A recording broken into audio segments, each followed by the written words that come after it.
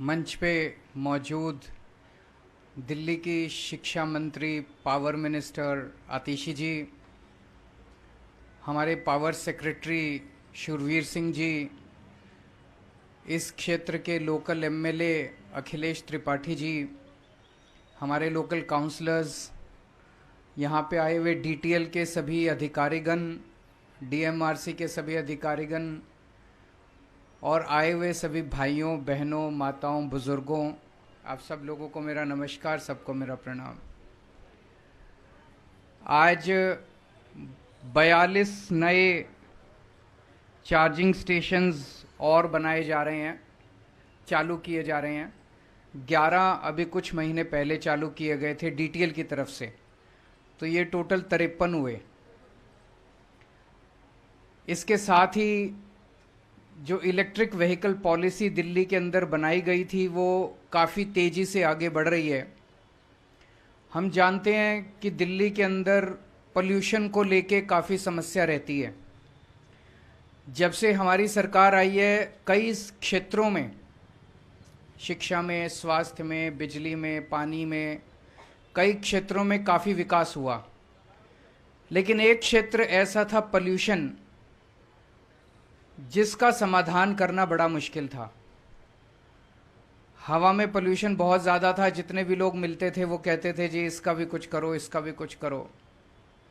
लेकिन मुझे कहते हुए बड़ी खुशी है कि पिछले 8 साल के अंदर पोल्यूशन के क्षेत्र में भी आपकी सरकार ने दिल्ली के 2 करोड़ लोगों के साथ मिलके जो जो कदम उठाए, अब वो कदम अपने फल देने लगे हैं।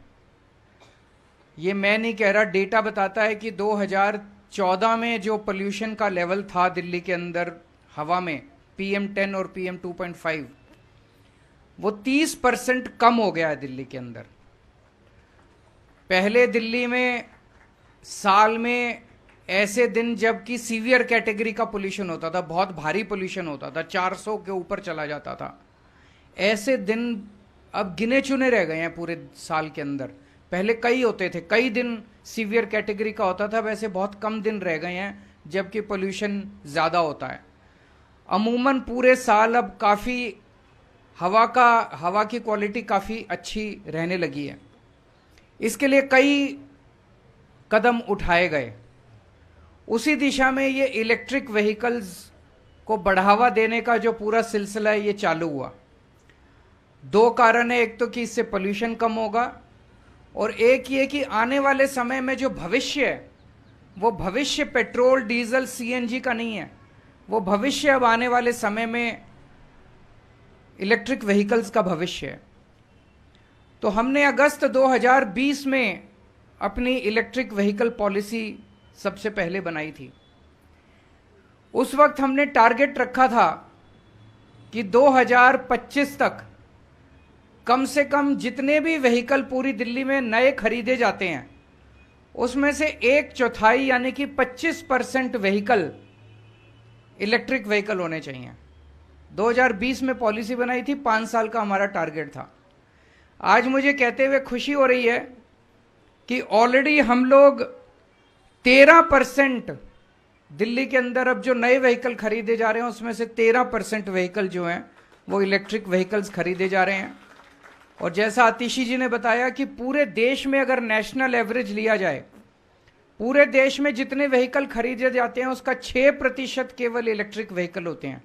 दिल्ली में 13% व्हीकल्स जो हैं वो इलेक्ट्रिक व्हीकल्स खरीदे जा रहे हैं। और अगस्त 2020 से लेके अभी तक 1,28,000 इलेक्ट्रिक व्हीकल्स दिल्ली में खरीदे जा चुके हैं। जो अभी तक प्रोग्रेस आप लोगों के सरकार ने और आप लोगों ने मिलकर दिल्ली में की है, उसकी वजह से अब दिल्ली को देश की ईवी कैपिटल माना जाने लगा है कि दिल्ली जो है देश की इलेक्ट्रिक व्हीकल कैपिटल है। सबसे ज़्यादा व्हीकल दिल्ली के अंदर खरीदे जा रहे हैं। हम अपनी तारीफ करें वो अच्छा नहीं लगता। नीति आयोग ने ये कहा है कि दिल्ली की जो इलेक्ट्रिक व्हीकल पॉलिसी है वो देश की बेस्ट पॉलिसी है और बाकी राज्यों को भी इसका अनुसरण करना चाहिए। और देश की नहीं दुनिया के अंदर अब ये जितनी बेस्ट पॉलिसीज हैं उनके साथ दिल्ली की पॉलिसी कंपेयर कर रही है। कैलिफोर्निया ले लीजिए, न्यूयॉर्क ले लीजिए, जितनी बेस्ट पॉलिसीज हैं उनके साथ ये कंपेयर करती है। मैं समझता हूं कि 3 एलिमेंट्स इसमें, 4 एलिमेंट्स इसमें सबसे ज्यादा हैं जिन्होंने सबसे ज्यादा इसको ईवी पॉलिसी को बढ़ाने में कंट्रीब्यूट किया है। एक तो है कि सब्सिडी।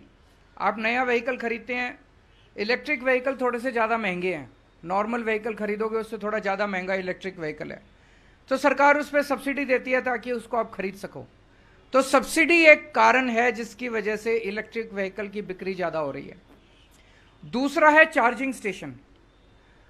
दिल्ली में जगह जगह चारों तरफ हम लोगों ने चार्जिंग स्टेशन बना दिए, क्योंकि जब भी कोई नया व्हीकल खरीदता है, बिजली वाला इलेक्ट्रिक व्हीकल, उसको ये होता है यार मैं चार्जिंग कहाँ करूँगा।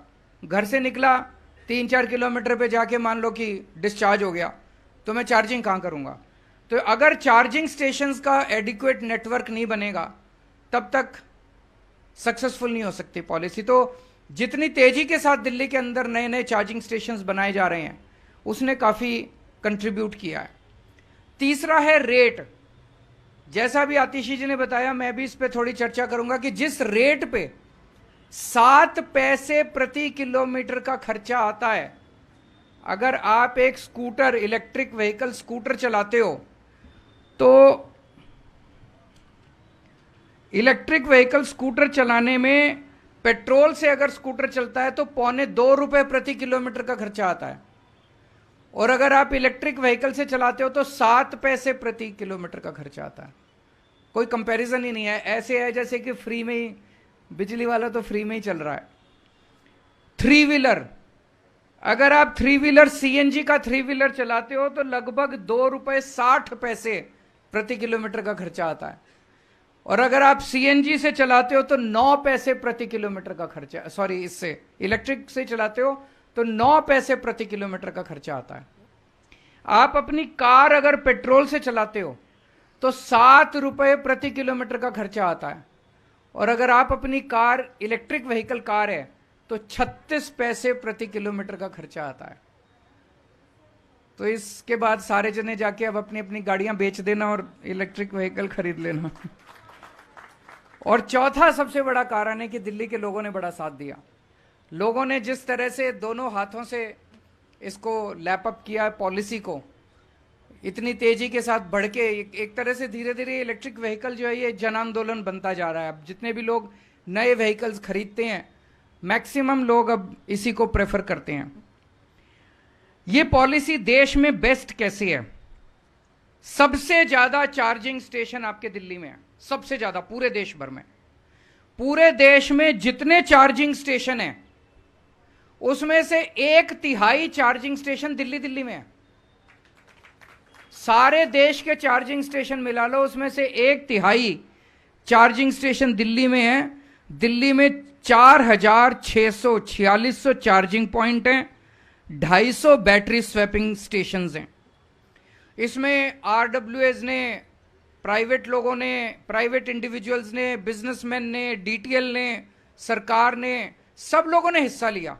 आरडब्ल्यूएस ने अपने चार्जिंग स्टेशन बना रखे हैं, बहुत सारे बिजनेसमैन ने चार्जिंग स्टेशन बनाए हैं, प्राइवेट इंडिविजुअल्स।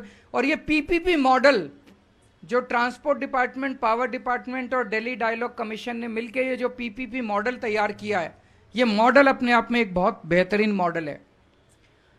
पूरे देश में जितने भी बिजली के व्हीकल हैं, वो जितनी बिजली खपत करते हैं, बिजली कंज्यूम करते हैं, उसका 55% बिजली दिल्ली के अंदर कंज्यूम होती है। समझे? देश में जितने भी बिजली के व्हीकल हैं, स्कूटर हैं, गाड़ियां हैं, बसें हैं, जितने भी बिजली के व्हीकल्स हैं, वो जितनी बिजली कंज्यूम करते हैं उसमें से 55% बिजली दिल्ली में कंज्यूम होती है। इसका मतलब आधे से ज्यादा, पूरे देश का आधे से ज्यादा इलेक्ट्रिक व्हीकल दिल्ली के अंदर चल रहा है। और जैसा मैंने बताया सबसे लोएस्ट रेट्स दिल्ली के अंदर हैं। तो ये दिल्ली की जो पॉलिसी है ये एक तरह से पूरी दुनिया की बेस्ट पॉलिसी है। एक एक करके दिल्ली का हर क्षेत्र के अंदर नाम हो रहा है। पहले शिक्षा के अंदर नाम हुआ, शानदार स्कूल बने, फिर मोहल्ला क्लिनिक बने, फिर बिजली मुफ्त हो गई। लोगों को यकीन नहीं होता कि दिल्ली में बिजली मुफ्त है और 24 घंटे बिजली है। आप पड़ोस में चले जाओ, नोएडा में पावर कट लग रहे हैं, गुड़गांव में पावर कट लग रहे हैं, फरीदाबाद में पावर कट लग रहे हैं, उत्तर प्रदेश में, हरियाणा में, चारों तरफ से खबरें आ रही हैं।